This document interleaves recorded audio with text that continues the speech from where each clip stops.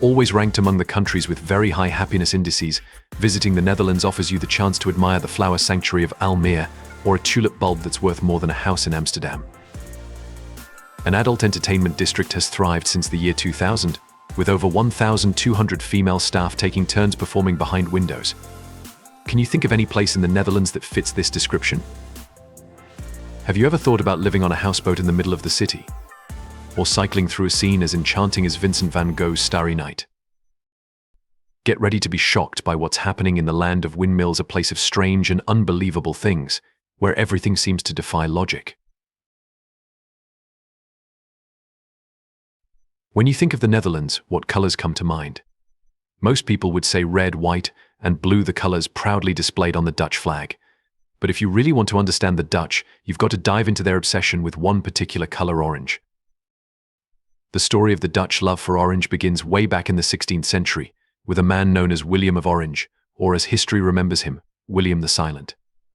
William wasn't just any historical figure, he was a revolutionary leader who spearheaded the Dutch revolt against Spanish rule in 1568. Orange became a symbol of unity, freedom, and independence, a reminder of the Dutch struggle and triumph. But let's move beyond history and into modern life. Every year on April 27th, the Dutch people put on what might be the most extravagant celebration of national pride anywhere in the world.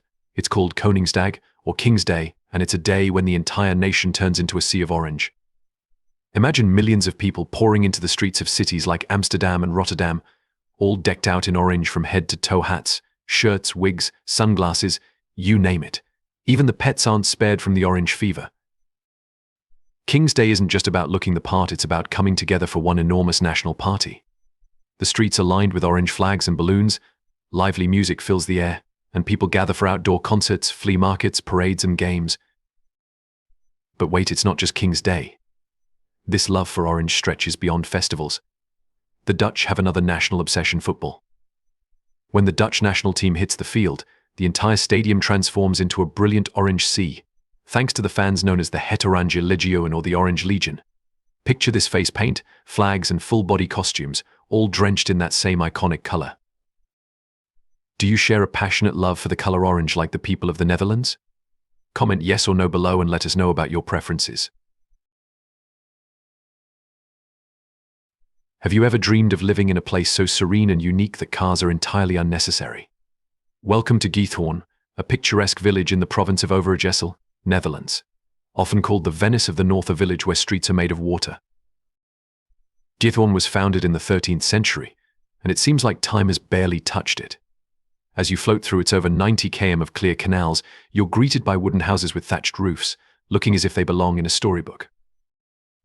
Now let's clear up one of Giethoorn's most defining features: there are no paved roads. That's right. In this village, there's no honking traffic, no exhaust fumes, and no rush hours. Instead, punter boats, flat-bottomed, easy-to-navigate vessels drift through the canals, propelled by a gentle push from long poles. The absence of roads isn't just a quaint feature, it's part of the village's centuries-old heritage. Giethoorn was built on peat islands, which were dug up to create canals and transport the material. Over time, this way of life became its defining character. Giethoorn has found its way into the hearts of many filmmakers and artists, and it's easy to see why. This village has been featured in films, postcards, and travel videos, often hailed as a hidden gem of the Netherlands. In this quiet corner of the world, you're not just a visitor, you're part of a centuries-old story. It invites you to explore in a way that feels almost magical. There are boat rentals available, and you can even try navigating the canals yourself on a traditional punter. A lively district for adults that has been thriving since the year 2000, with over 1,200 female employees taking turns performing behind windows. Does any place in the Netherlands come to mind? Let me reveal it to you right away. But before we get started, if you can help me in any way, just take 10 seconds to hit the notification bell and subscribe. It helps this channel a lot, and if you do, I'll do everything I can to make this show even better for you. Do we have a deal? This is the most infamous and historically significant area in the Netherlands, Amsterdam's De Wallen. Known worldwide as the Fun District, De Wallen is part of the UNESCO World Heritage Site. During the day, De Wallen blends in with the rest of Amsterdam's historic charm. But when the sun sets, the entire district transforms. The windows of the shops lining the canals light up, and red neon signs begin to reflect off the water, creating a pinkish glow that has come to define this famous area. The adult entertainment industry in the Netherlands has been legal and regulated since the year 2000. This isn't some hidden or underground operation, it's part of an openly managed system that treats entertainers as self-employed professionals. Workers here must apply for licenses, pay taxes, and strictly adhere to Dutch regulations. Dallan has been at the heart of Amsterdam's nightlife for over 6 centuries. The area spans about 1,810 square meters and houses around 370 entertainment shops, many of which operate 24/7 with over 1,200 workers rotating in shifts. One of the most iconic sights in Dallan is the window houses. Storefront-like windows with transparent glass facades that allow passers-by to glimpse the entertainers advertising their services. These entertainment houses are tightly regulated. To legally operate, owners must register their businesses, obtain licenses, and follow all tax and regulatory requirements. On the other hand, the entertainers must be at least 21 years old and undergo annual health checks to ensure they are fit to work. Interestingly, most of the entertainers in this district come from a mix of places primarily Eastern Europe, Africa, and Asia. It is estimated that there are around 25,000 registered entertainers working across the entire country.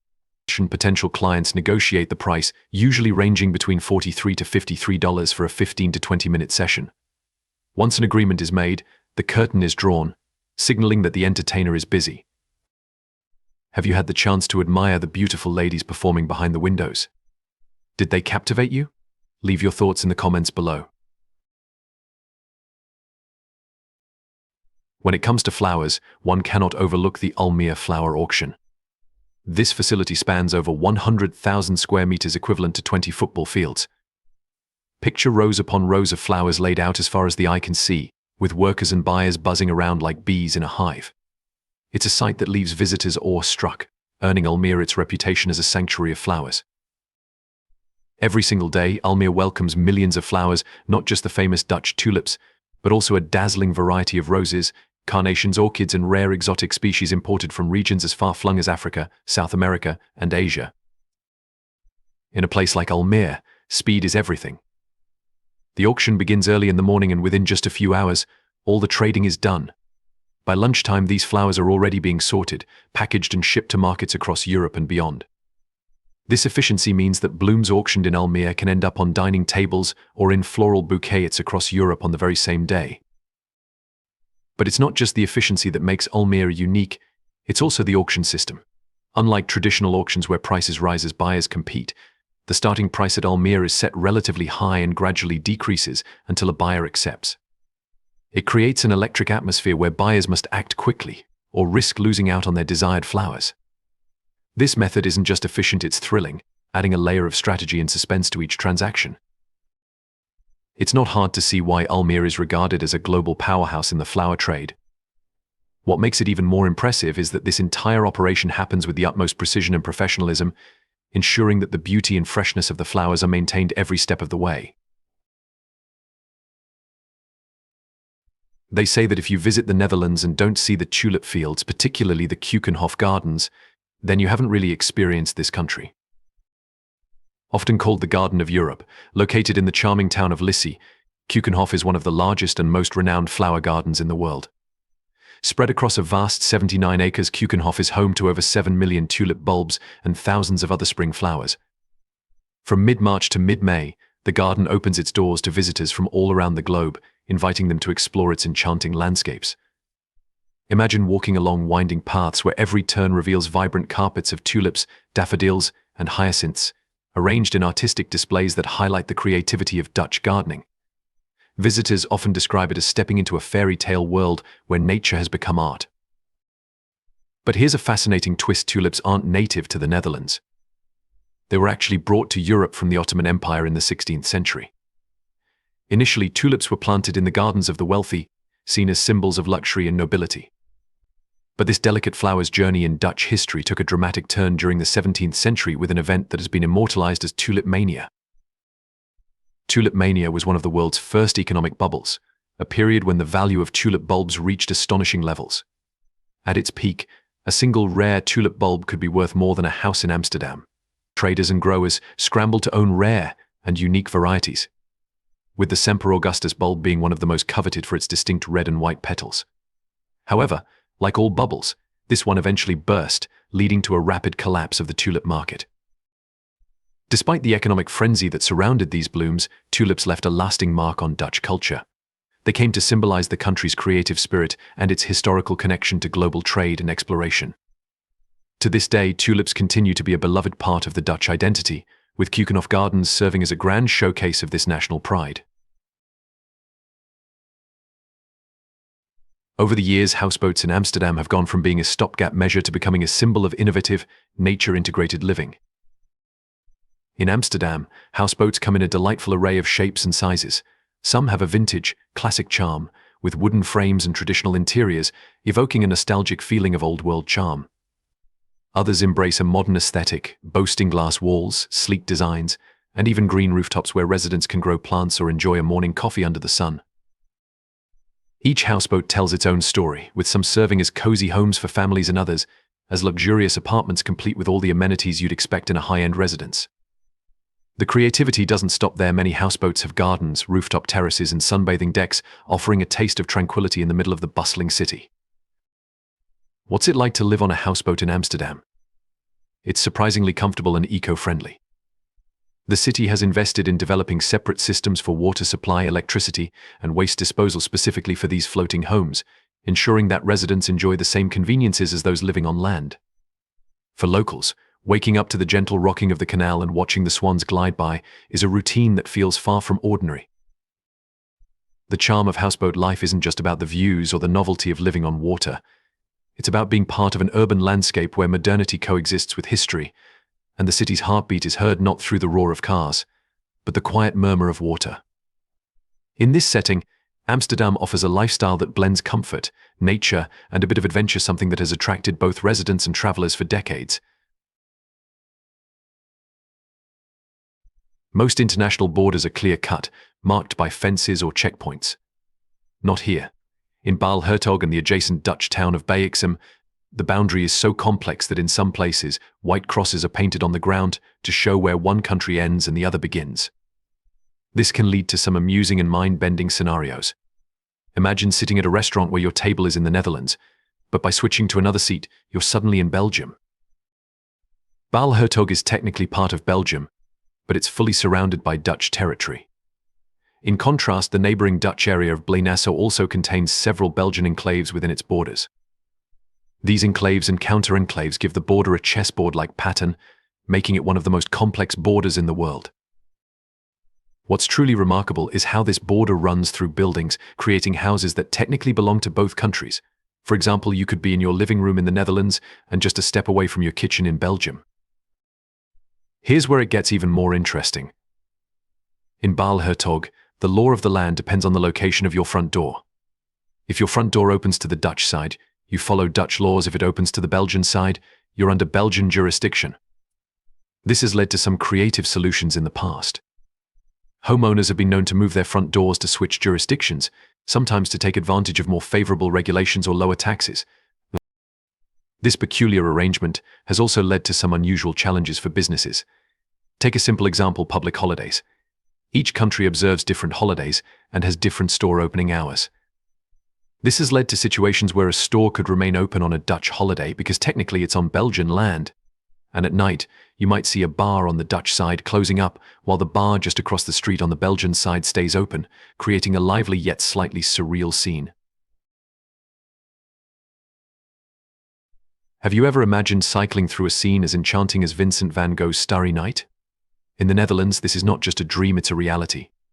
Located in the small town of Uin in southern Netherlands, the glowing path is an innovative tribute to Van Gogh.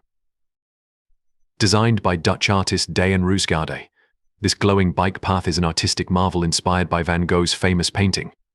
Roosgaarde sought to create a space where people could experience the dazzling beauty of a starry sky while cycling away to connect art with everyday life. And what better place to honor Van Gogh than in his homeland? The 1 km long path is embedded with thousands of glowing stones that absorb sunlight during the day. As night falls, these stones softly emit a twinkling glow, recreating the starry brilliance of Van Gogh's painting. The path's glowing stones are equipped with LED lighting systems that work in harmony with natural light. During the day, the stones absorb sunlight, and by night they release it gradually, creating a subtle and enchanting glow.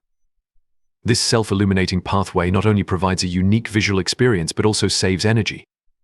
Instead of relying on traditional streetlights which consume electricity and contribute to light pollution, these stones offer a green alternative that blends seamlessly with the surroundings. This clever design reduces electricity consumption and minimizes environmental impact, aligning with the Netherlands' commitment to sustainability. It's an approach that embodies the Dutch philosophy of integrating innovation and practicality to improve daily life while preserving the environment. Did you know that the Netherlands doesn't just prioritize the well-being of its people, but also shows a deep commitment to its wildlife? This small but innovative country is at the forefront of environmental protection and biodiversity conservation, with a focus on keeping its wildlife safe. One of the most intriguing examples of this is their extensive network of aqueducts, specially designed overpasses and tunnels for animals. Unlike regular bridges, these animal overpasses are carefully designed with trees, grassy areas, and vegetation to mimic the animals' natural habitats. It's not just about creating a way across, it's about ensuring that these creatures feel safe and at home. One of the most notable examples is the Natuurbrug, the world's longest animal overpass, stretching up to 800 meters. This impressive structure connects fragmented habitats divided by railway tracks, highways, rivers, and commercial areas. It's not just a bridge, it's a lifeline that allows species like deer, badgers, foxes, and even wild boars to move safely between forests in search of food, mates, or new territories. This thoughtful design helps these species avoid the dangers of busy roads while maintaining their natural behaviors and habitats. But the Dutch haven't stopped at large animals. They've also taken care to protect the smaller creatures that call the Netherlands home. For instance, they've constructed small tunnels under roads and highways specifically for frogs, hedgehogs, snakes, and even insects. One such initiative near Marienwaard has seen a remarkable reduction in frog and amphibian mortality rates, proving that even small steps can make a big difference. If you're ever exploring the Netherlands and you come across a grass-covered bridge in a forest, don't be surprised it's not a path for humans but a highway for the wild inhabitants of the green woods. This innovative approach reflects a core Dutch belief that humans and nature can coexist without one having to dominate the other. By creating these passages, the Netherlands is ensuring that its modern infrastructure doesn't come at the expense of its precious wildlife. When you think of water management in the Netherlands, one name stands out as a modern marvel of engineering: the Mlering. Located at the mouth of the Nieuwe Waterweg River near Rotterdam, this colossal structure isn't just any storm surge barrier, it's part of the Delta Works, a series of protective structures hailed as one of the 7 modern engineering wonders of the world. Completed in 1997, the Mlering features 2 massive gates, each stretching 210 meters in length, the same size as the Eiffel Tower laid on its side. These gates weigh an astonishing 6,800 tons each, making them one of the largest moving structures on the planet. But the true brilliance of the Mlering lies in how it works. When not in use, the gates rest quietly in docks on either side of the river, allowing ships to pass through the busy port of Rotterdam without disruption. However, when a severe storm is forecasted or sea levels begin to rise dangerously, the Mlering springs into action. It takes just 2 hours for the entire system to close a rapid response compared to similar barriers worldwide, which can take several days to prepare. This efficiency is crucial, as every minute counts in protecting Rotterdam and the surrounding low-lying areas from flooding disasters. What's truly remarkable about the Mlering is its automation. The entire process is controlled by an advanced computer system that continuously monitors weather conditions, sea levels, and environmental factors. The system analyzes incoming data and determines the optimal moment to close the gates, ensuring maximum efficiency and safety. In a country where nearly 1/3 of the land lies below sea level, mastering water management isn't just a choice, it's a necessity for survival. The Mlering's impressive capabilities demonstrate how the Dutch have turned a geographical challenge into an engineering triumph. When you think of the Netherlands, iconic images of windmills turning above fields of vibrant tulips likely come to mind. However, windmills in the Netherlands are more than picturesque landmarks. They reflect the ingenuity and resilience of the Dutch people. Windmills first appeared in the 13th century, becoming essential to Dutch life. These powerful machines transformed wind into energy for grinding grain, sawing wood and pressing oil, supporting local industries and communities. Their most crucial function, however, was water management. With over 26% of the country below sea level, controlling water was vital for survival. Before modern pumps, windmills were essential in draining swamps and reclaiming fertile land, requiring technical skill and dedication. In a country shaped by its constant battle with water, windmills became primary tools for managing the landscape. By harnessing wind power, these machines transformed marshlands into productive farmland. This method, though labor-intensive, provided vast areas of fertile soil. Windmills weren't just practical, they symbolized innovation and perseverance, reflecting the Dutch spirit in overcoming environmental challenges. This spirit is perhaps best embodied in the Kinderdijk windmill complex in southern Netherlands. Kinderdijk is home to 19 windmills built in the 18th century, working together to drain the surrounding lowlands. These structures are architectural and engineering marvels, blending functionality with artistry. Recognized as a UNESCO World Heritage Site, Kinderdijk attracts millions of visitors annually, eager to explore these historic giants and their role in shaping the Netherlands. While most windmills now serve for display and preservation, some remain operational, offering a window into the country's resourceful past. If you enjoyed today's video, please hit the like button and don't forget to subscribe to the channel. Your support means a lot to us. Click on the video that appears on your screen right now. I'm sure you'll love this content. Comment below about the next country you want to see featured on our channel. Thank you so much for watching, and see you in the next video. Thanks for being with us on this great journey. Leave your thoughts in the comments and like to help us. Remember to subscribe for more. See you soon.